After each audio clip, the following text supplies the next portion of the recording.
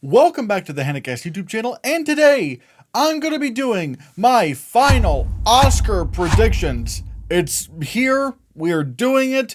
Now, granted, I guess it's not going to be final, because let's just say I changed my mind on something at some point. I have a stream coming up this Saturday, which is our Oscars pregame show. And so you might want to stick around for that, as well as the fact that I'm going to be doing a live stream of my reaction to the Oscars. That's going to be a lot of fun. And so, yeah. But right now, let's get on to the predictions. Best Picture, I didn't expect it to be this easy, to be honest. I thought something was going to come in and become a threat, like maybe the holdovers. It looked like Barbie was going to do that for a while, but it's just Oppenheimer. Oppenheimer is absolutely sweeping everywhere it possibly could have. I mean, like the Golden Globe for drama, the Critics' Choice Awards, the BAFTAs, the PGA, DGA. It just won the editing award at ACE, the American Cinema Editors, for drama. And it also won sound mixing at the Cinema Audio Society, which we'll get to, that here in a bit. But Oppenheimer has just not lost any steam. People are very excited to give this film awards. And I think it does prove that, it doesn't make you feel good, but people want to be excited by film. They want to be, enthralled by what they're watching. Something like Roma, Power of the Dog, those aren't really movies that are going to connect with people a whole lot. Like, they're very good, and I would actually say Roma is fantastic, but it doesn't really give people any kind of an emotional attachment to it. At least nothing as like heavy hitting as some of the more recent Best Picture winners in the past, or at least as of recently. So even though you come out of Oppenheimer feeling bad, you do have a strong feeling coming out of it. It's like, man, I feel terrible, but that film, wow, like that was something else. And I just, at this point, I don't know what would be number two. Would it maybe be American Fiction? Because it did beat Oppenheimer. It's going to beat Oppenheimer in adapted screenplay. But we'll get to that category when we get to it. But it's like, I genuinely don't know what the, de facto number two is in Best Picture. So yeah, I'm really excited for this. It's my favorite film of the year. And my favorite film of the year doesn't usually win Best Picture. The last time this happened was Moonlight. So yeah. Director is even more locked in. Even if Oppenheimer were not winning Best Picture, Christopher Nolan would be winning Best Director. That's just a fact. That's just a fact of the matter. And I'm really happy about this. Christopher Nolan is finally getting that Oscar after so many years. And I think he legitimately just did the best job directing a film this year, followed closely by Jonathan Glazer for The Zone of Interest. I guess if there were a number two, it probably would be Jonathan Glazer. But I genuinely don't see anyone stopping Christopher Nolan. He's just chugging through this like a champ. Like, no one has challenged him thus far in the major precursors. It's just been Christopher Nolan all the way through. And I'm very happy about that. Then we get to a category that is very interesting to look at, and that is actress in a leading role. All right. This is a showdown between Lily Gladstone versus Emma Stone. It is definitely a showdown between these two. And weirdly enough, it is almost exactly the trajectory that of Best Lead Actress last year, where we had a supposed frontrunner, like last year with Cate Blanchett. She won the Golden Globe for Best Drama Actress, and Michelle Yeoh won Best Comedy Musical Actress. And then at the Critics' Choice, everyone was expecting Michelle Yeoh to take it because that seemed to be where the momentum was going. Then Emma Stone won at Critics' Choice. No, not Emma Stone. Well, yeah, we'll get to that. Cate Blanchett won at Critics' Choice. It's like, oh, wait. Is she just the de facto frontrunner now? Like, especially with Critics' Choice, you'd think they would absolutely love Everything Everywhere All at Once. And they did, but they didn't go with Michelle Yeoh. But then at the BAFTAs, Cate Blanchett won again. So by SAG, we were like, all right, well, Cate Blanchett's going to win this. But no, it was Michelle Yeoh that won. And ultimately, she ended up winning the Oscar. This year, It's the exact same trajectory.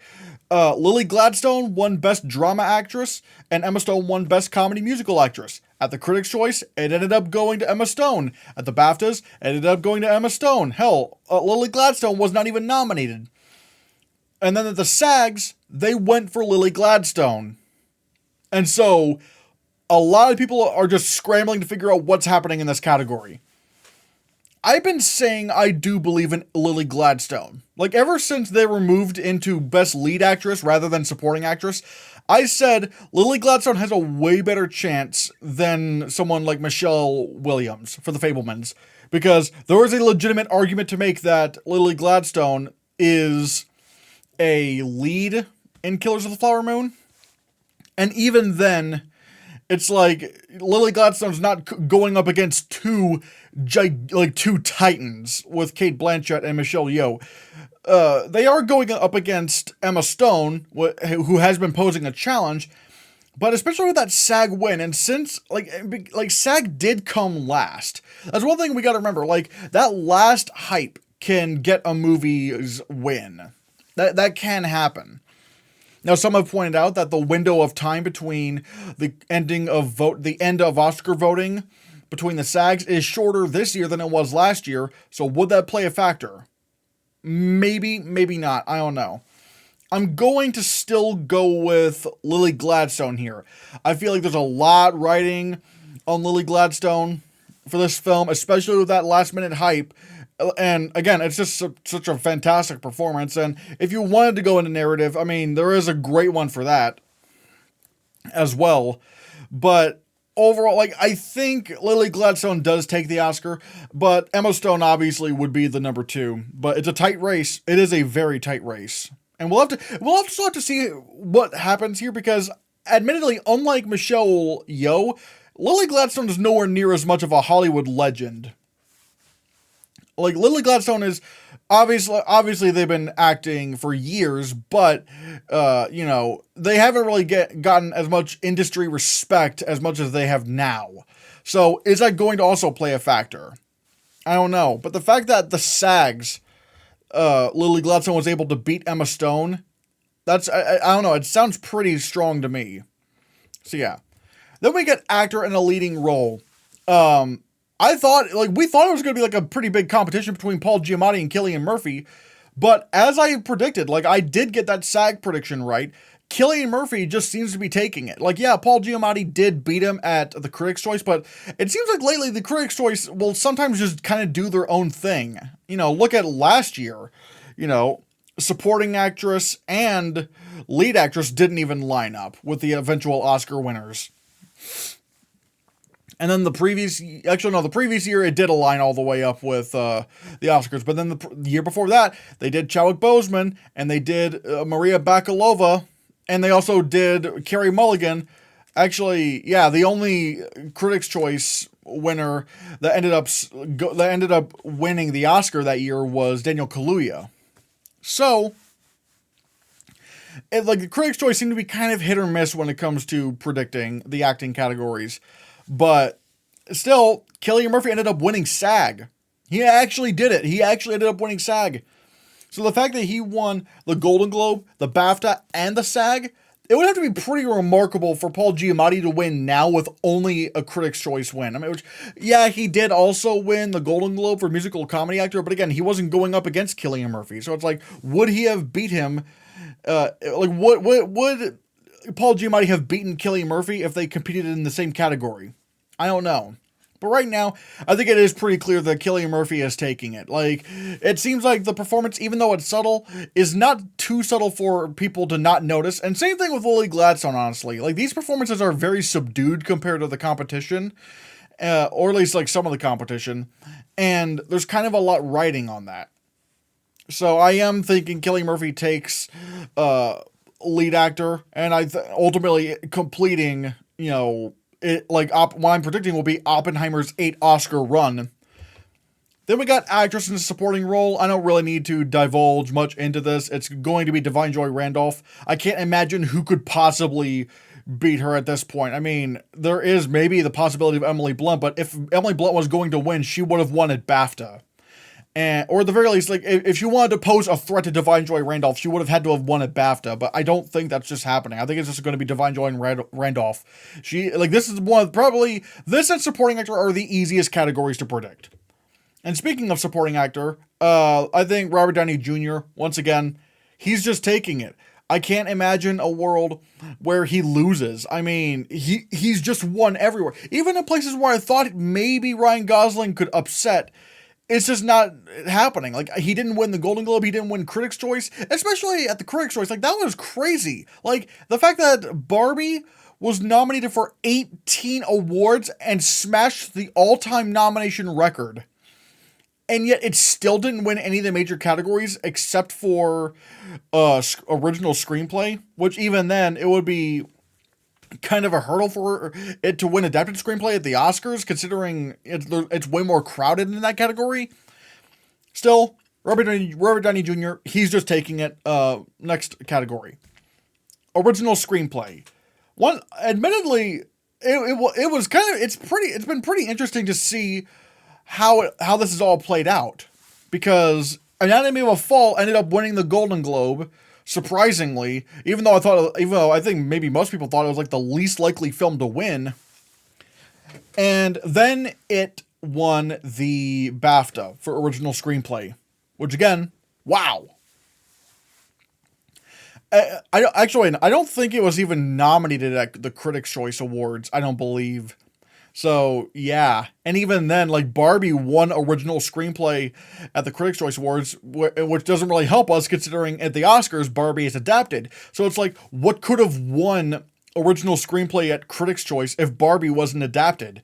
So, at that point, it's like, well, we kind of only have to predict Anatomy of a Fall. I mean, I thought Holdovers would, put up a challenge, but it really hasn't. It hasn't really done that. And because of this, that's one of the reasons why I just do not think Oppenheimer is losing Best Picture. Because it's like, if any film was going to beat it, it would have to win screenplay. And, if there was any film to do that, it would probably be American Fiction. But again, it's like, I expected the Holdovers to put up a fight, but again, it didn't even win the BAFTA. And we don't have the Writers Guild of America awards to look onto. So it's like, we can't even use that for hype. So I kind of do want to predict the BAFTA choices for screenplay. And speaking of which, let's talk about adapted screenplay, because my God, somehow this has managed to throw people in a twist so much to where they're still trying to predict Oppenheimer for adapted screenplay. Look, I thought Oppenheimer was going to be taking it. I thought it would, but the fact of the matter is, what does Oppenheimer have to prove that it's going to win adapted screenplay? I want it to win adapted screenplay, don't get me wrong, I want it to win. But if we're going to predict this, how in the world is Oppenheimer winning? Like, it has like the most critics circle wins, and that's all it has. But at the Golden Globes, it lost to Anatomy of a Fall. Alright, well then what did the Critics' Choice do? The Critics' Choice give it to American Fiction. Most recently, the USC Scripter Awards, which I don't even know if that would help anyway, because that kind of happened after the Oscar voting period was finished, but American Fiction won. But most importantly, the BAFTAs gave American Fiction the award over Oppenheimer and Poor Things and The Zone of Interest, movies that the BAFTAs freaking loved. Like, they gave The Zone of Interest Best British Film over Poor Things and Best Film Not in the English Language over Anatomy of a Fall, two films that were in Best Film over The Zone of Interest.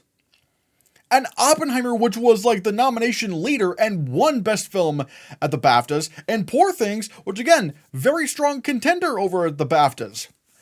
American Fiction wasn't even longlisted for Best Film. It didn't even get longlisted for Best Film. Adapted Screenplay was American Fiction's one and only nomination at the BAFTAs.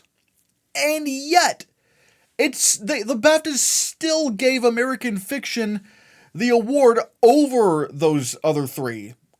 So, how in the world is American Fiction losing?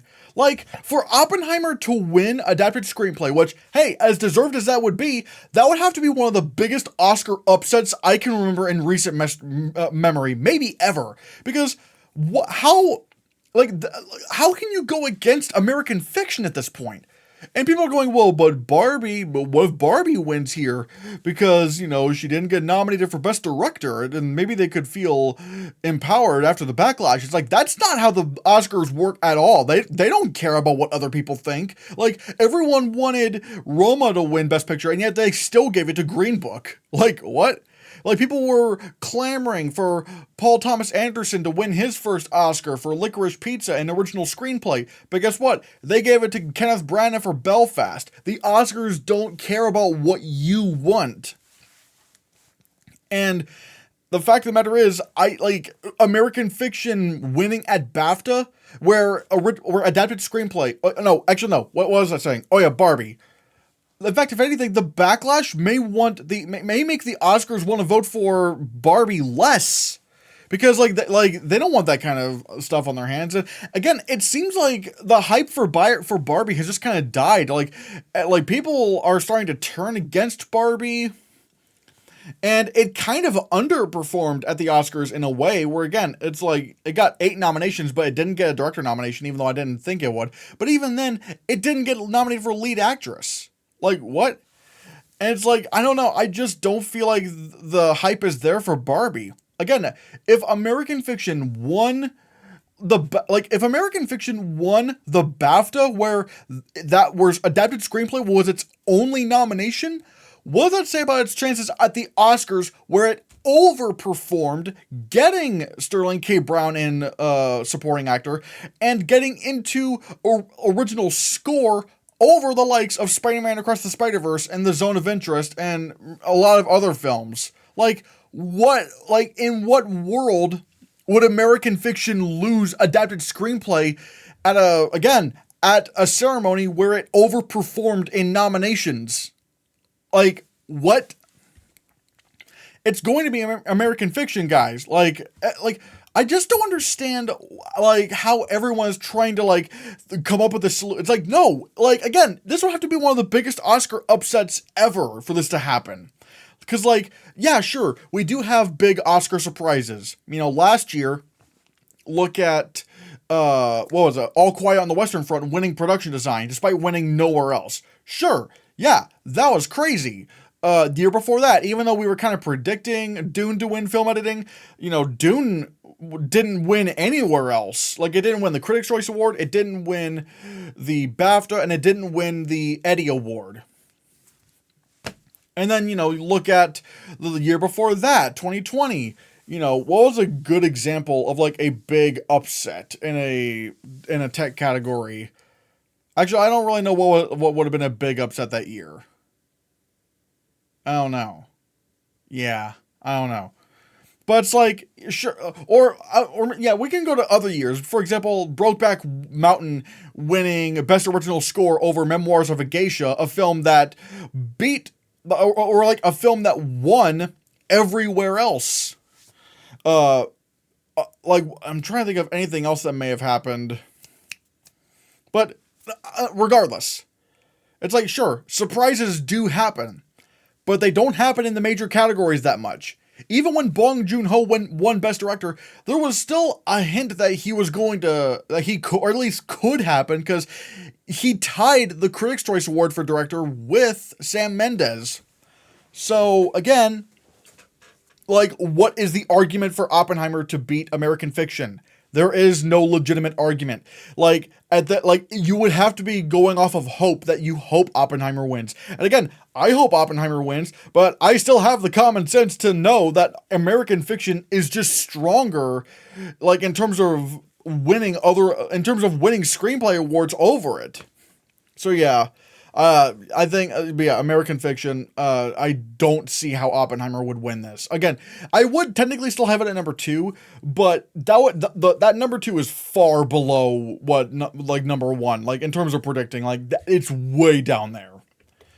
Cinematography, weirdly enough, nothing has really, posed a major challenge to Oppenheimer. Poor Things did win the British Society of Cinematographers Award for cinematography over Oppenheimer. It did win there, but even at the BAFTAs, they still gave it to Oppenheimer. So it's Oppenheimer just kind of won everything at this point. So yeah, I don't really know what else could happen. Film editing. Oppenheimer has just swept editing. It, like, especially tonight, it won the Eddie Award for drama. The Holdovers actually won the Eddie Award for comedy, which is interesting, over Poor Things, which, hey, I'm happy over, because I didn't think Poor Things deserved it. I thought it was an extremely boring movie, and if you're a boring movie, I kind of feel like editing is just, like, not, like, I shouldn't even consider you for editing, because that's a fault of pacing. But still, nothing, like, and are we really going to say The Holdovers is beating Oppenheimer in editing? No. Oppenheimer has won the Critics' Choice Award, it won the BAFTA, and it won the Eddie. Done, over with, next category. Production design. It's a little, okay, actually no, this is actually very interesting. Because Barbie won the Critics' Choice Award. It won the Critics' Choice Award for production design. Poor Things beat it at the Art Directors Guild Awards for fantasy film. And obviously it beat it at the BAFTAs, but we kind of knew that was going to happen. But then Oppenheimer managed to beat Killers of the Flower Moon in period film at the Art Directors Guild. And that's interesting. I don't think Oppenheimer is winning production design. Although if they really wanted to go insane for Oppenheimer, I mean, maybe they could. I don't know. But right now, I think it's probably a match between Barbie and Poor Things. I still want to say Barbie's taking it. I feel like the way Barbie Land was designed, I feel like even if, you know, it's not winning any of, like, the above the line categories, I think people are going to still really love the production design in Barbie and how it kind of looks like a doll's world and stuff. Plus, the Critics' Choice Awards are pretty good at predicting production design. So, and you might make an argument that Poor Things, had an advantage over at the BAFTAs because it was British, but at the same time, there is the fact that it beat Barbie at the Art Directors Guild Awards. That is very interesting. Although, that also does beg the question, if they competed in the same category, would Black Panther have beaten The Favorite at the Art Directors Guild? Again, I think it's just going to be Barbie. Again, it would be really crazy if Oppenheimer won, though. If Oppenheimer won here, I would say we are in for an insane Oscar ceremony. Like, holy shit. Costume design. Once again, same nominees as production design. Let's look at the precursors. Barbie wins Critics' Choice. Alright, it wins the Critics' Choice Award. At the Costume Designers Guild Awards, Barbie actually beats out Poor Things. No. Barbie and Poor Things, I forgot. They competed in different categories. Barbie competed in fantasy film, whereas Poor Things competed in period film. Poor Things won period film. Barbie won the one fantasy film. And the BAFTAs, Poor Things won. I'm going to go with Barbie here, especially since last year, like, we doubted the Critics' Choice Awards last year. The Critics' Choice Awards are very good at predicting costume design. Like, really good. Like, even when the Costume Designers Guild did not go for Black Panther Wakanda Forever in fantasy film and instead went for Everything Everywhere All at Once, the Oscars still gave it to the Critics' Choice winner, Black Panther Wakanda Forever. So I feel like they're just going to do that again. I feel like they're going to give it to Barbie. Again, Poor Things could be a big upset, but yeah, I don't think that's happening. I don't think Poor Things is happening. I mean, again, it could. I'm not expecting it to. Even at the Costume Designers Guild Awards, Killers of the Flower Moon beat Oppenheimer in period film. So, wait, no, it didn't. What am I saying? I'm stupid. No, it didn't. Forget what I was saying. It was Poor Things that beat Oppenheimer. So yeah, like, Oppenheimer's definitely not winning this category. Makeup and hairstyling. This is kind of interesting because it's kind of been chaotic. The Critics' Choice Awards gave it to Barbie, but the Oscars did not even shortlist Barbie in makeup and hairstyling. Then the BAFTAs came around, and the BAFTAs gave it to Poor Things, which I should have expected that because it's a British film. They love their British stuff. But at the Makeup and Hairstylists Guild Awards, they went all in on Maestro. They said, yes, we love Maestro's makeup. Yeah, I'm looking at the awards right now. Maestro won Best Period and or Character Makeup, and it won Best Special Makeup Effects. So, and Poor Things won nothing. Now, granted, that doesn't always mean everything. You know, look at The Eyes of Tammy Faye. The Eyes of Tammy Faye won nothing at the Makeup Guild, and yet the Oscars still went for Tammy Faye. But there is no sweeper. There is no sweeper right now. So I am going to go with Maestro. Although, who knows? Maybe Poor Things wins, or good God, again, there is also that stat where it's like, you know, a lead performance usually takes best makeup. And what if they want to do that with Oppenheimer? What if the Oscars just want to, like, just go all over on Oppenheimer and give it makeup? That would be crazy. I wouldn't like that. It would feel like ballot checking.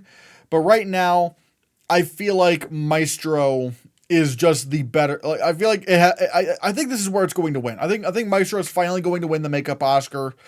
But yeah. Then probably the most chaotic category of the night, visual effects. I have oh my god. And look, this has been an absolute crazy season for visual effects. Dune Part 2 was the unstoppable champion. By the way, I just saw Dune Part 2. Fantastic film. Wonderful. Dune Part 2 was going to win visual effects in a handbasket. It was easy. And then it got delayed. All right. Then it seems like, well, I guess people started predicting Oppenheimer to win. But even I was like, no, it's not even going to get nominated. I think there's even a chance that it doesn't even make the shortlist.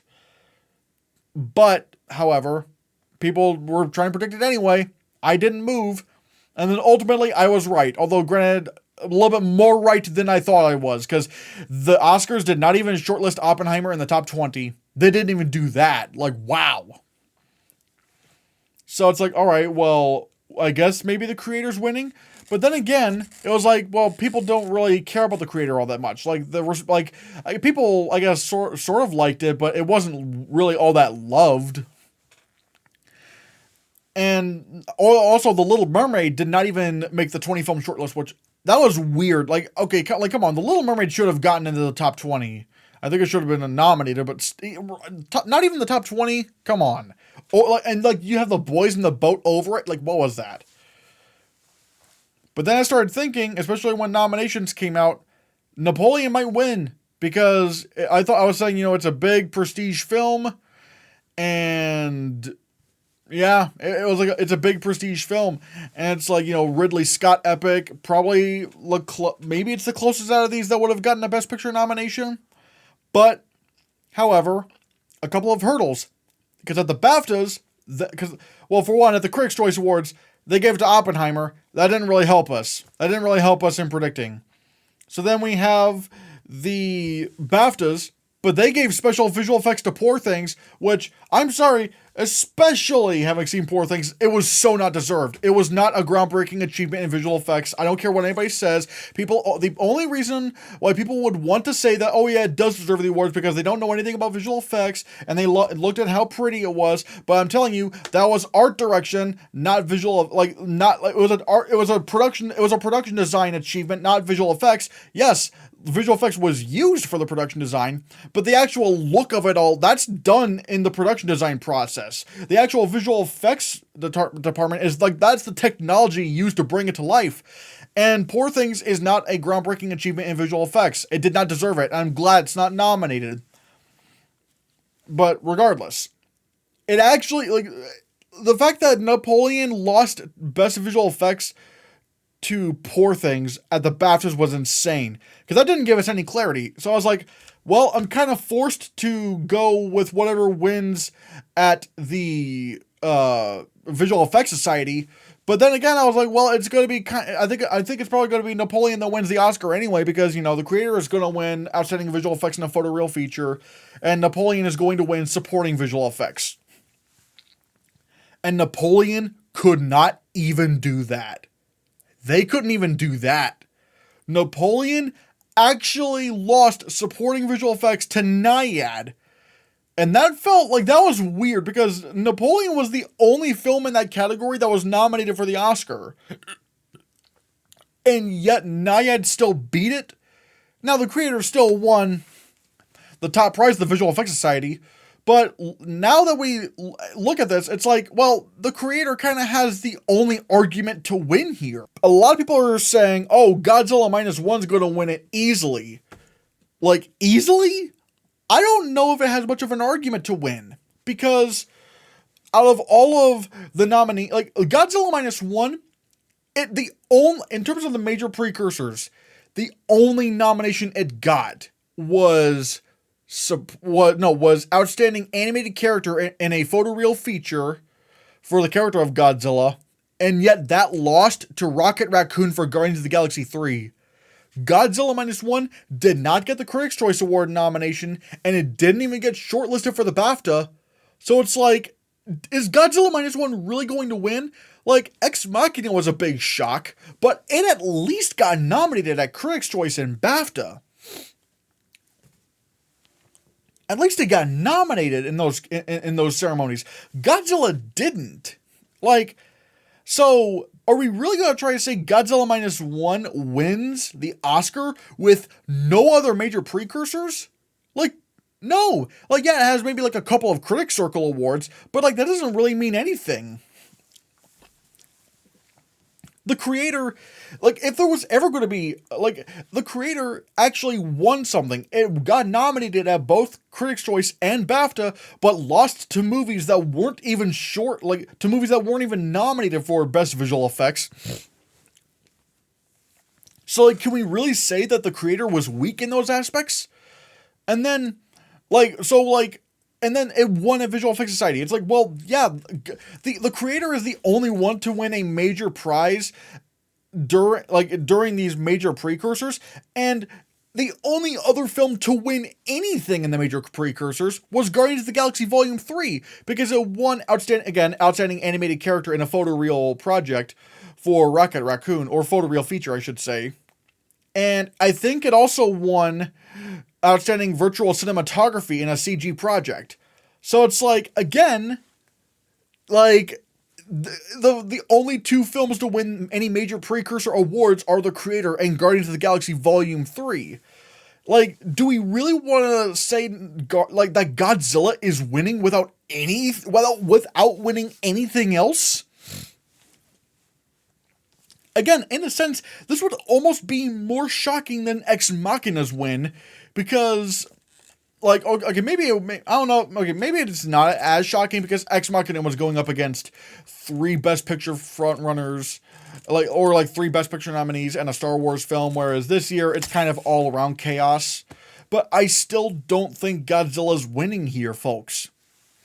I don't think it's winning it. I think it is just going to be the creator. Like, the creator has the only argument to win in terms of precursors. It would be a massive, massive upset if Godzilla won. So, yeah, I just don't see it happening. I think it's just going to be the creator. And also, again, when you just look at these films, it's like the creator just has the best visual effects of the year. Like, I know, like, for Godzilla to win, it would have to win off of narrative alone because, like, the visual effects are not that great, people. Like, sometimes they are that great, but then many other times they are not that great. I'm really, really rooting for the creator here. And again, this is not hope dictating. This isn't, me going for the creator just because I wanted to win. It's, again, you look at the precursors, what argument does Godzilla minus one have? It has no major precursor wins. And really, only one kind of precursor nomination, and that was not even in the main category. So I do think it is just going to go to the creator. I think that's going to be the film that wins. Then we get to Best Sound. There's a little bit of a race, but again, I still think it's going to be Oppenheimer. The Zone of Interest did pull a fast one at the BAFTAs, where it won Best Sound. However, that's the thing we gotta keep in mind. However, we gotta keep in mind, the Zone of Interest performed very well at the BAFTAs. Kind of over-exceeding in terms of, the nominations it was getting and the wins. Again, it beat Poor Things for Best British Film, and it beat what was it? Anatomy of a Fall for film not in the English language, and both of those films were in Best Picture or in Best Film, and The Zone of Interest wasn't. And even then, you look at previous years, for example, like last year, All Quiet on the Western Front won Best Sound, but then at the Oscars they gave it to Top Gun Maverick. I just have to say, I think Oppenheimer's winning. I think Oppenheimer is just going to take it. Now, it did win the Cinema Audio Society Award, but again, it's like, would it have beaten like The Zone of Interest if The Zone of Interest was even nominated? And that's also kind of a thing we also have to think about. The Zone of Interest, at least, especially after coming after the BAFTAs, kind of underperformed at the Oscars a bit. Like, it didn't get cinematography. It didn't get editing. It didn't get supporting actress. It didn't get production design. It did get adapted screenplay, but in terms of like the text, the only one it got was sound.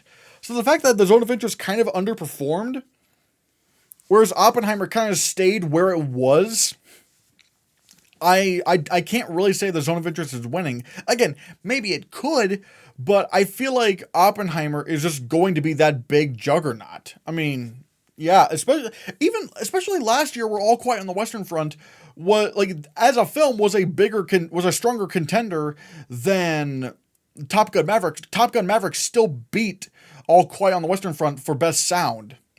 So I kind of have to say, it's just going to be Oppenheimer that wins. Then we get to original score. Once again, very easy category. It's going to be Oppenheimer. Nothing has really stood in Ludwig Göransson's way. Like, not at all. Even at the BAFTAs, they did not give Poor Things or anything like that. Like, they didn't give them awards. They just went with Oppenheimer, the big sweeper. And so, yeah, it's just going to be that simple. Original song is also kind of a race. It's going to be between I'm Just Ken and What Was I Made For? Both from Barbie, so regardless, Barbie is winning an Oscar. Like, even if it loses production design or costume design, it's going to win an Oscar. But it's interesting. What Was I Made For? Won the Golden Globe, and I'm Just Ken won the Critics' Choice. But I think people are just more into What Was I Made For? I mean, hell, it literally won Best Song at the Grammys. I mean, I feel like What Was I Made For has every reason to win here. Even though I would go for I'm Just Ken. I mean, I can't doubt how strong of a contender What Was I Made For is. So, yeah. Then we get to animated feature film, which, God, this is also a very, very, very tough category. It's my God. The Golden Globes gave it to The Boy and the Heron.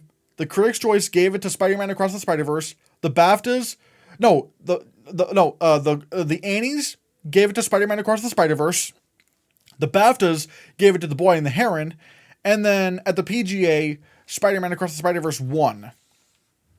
So this is kind of like, what do we do here? God, I think in my earlier prediction I did say it was going to be The Boy and the Heron, but I don't know. I might be feeling Spider-Verse right now. I think right now I might, if I were to go with The Boy and the Heron, I think that would be me, like, jumping the gun, because obviously I think maybe there's an argument to be made that The Boy and the Heron appeals to more international voters than Spider-Man Across the Spider-Verse, whereas we really love Spider-Verse here. So, yeah. Also, I just realized Joaquim Dos Santos, like, literally one of the directors for Spider-Man Across the Spider-Verse, is not nominated.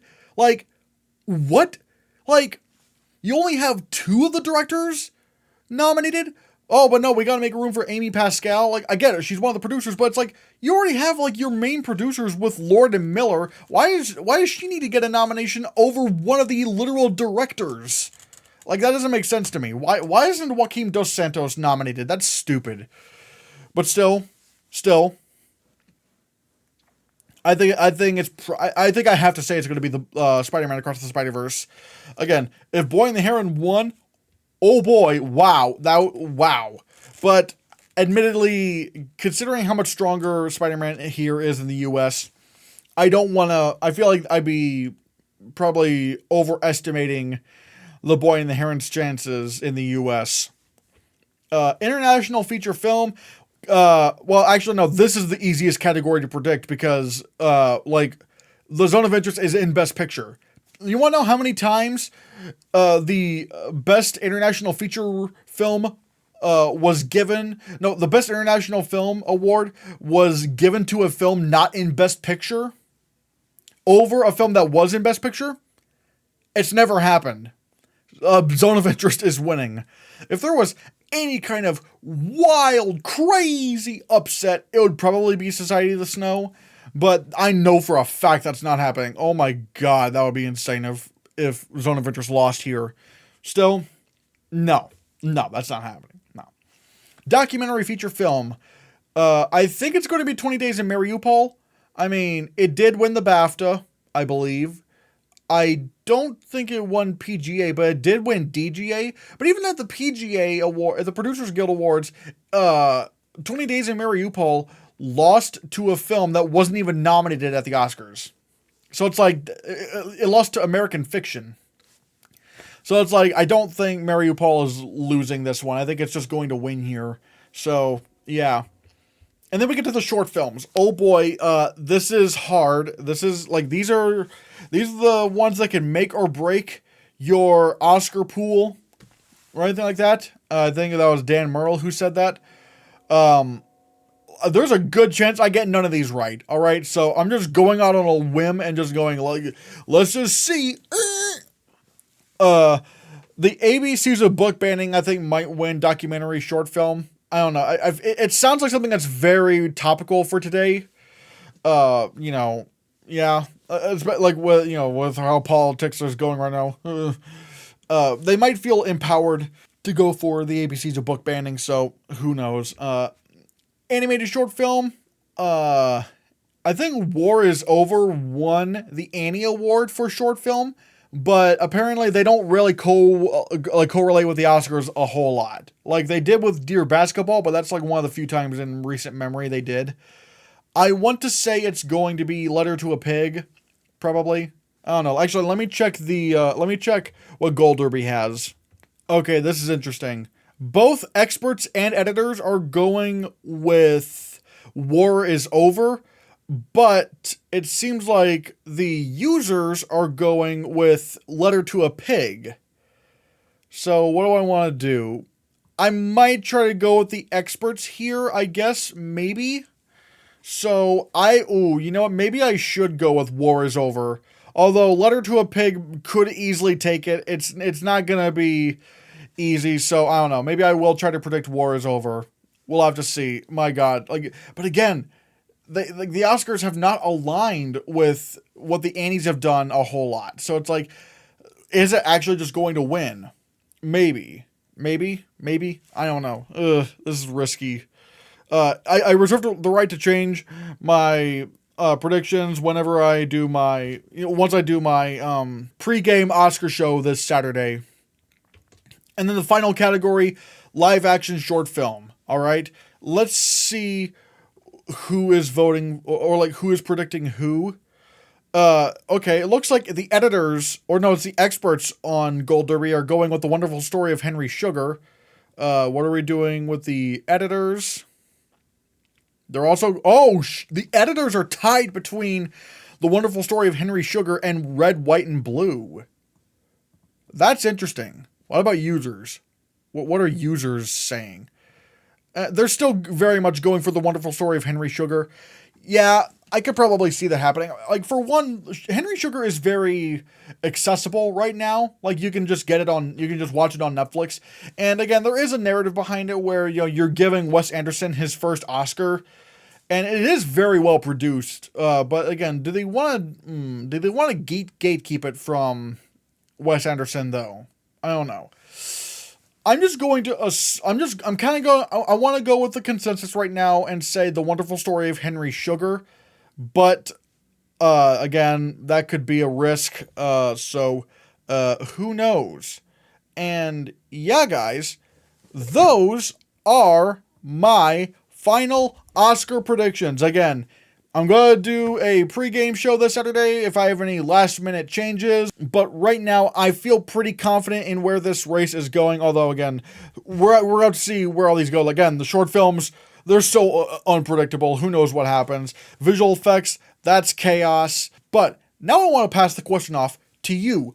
What are your final Oscar predictions? Let me know in the comments below what you think, and consider hitting that subscribe button, because if you don't, Henry Sugar's story will never be wonderful.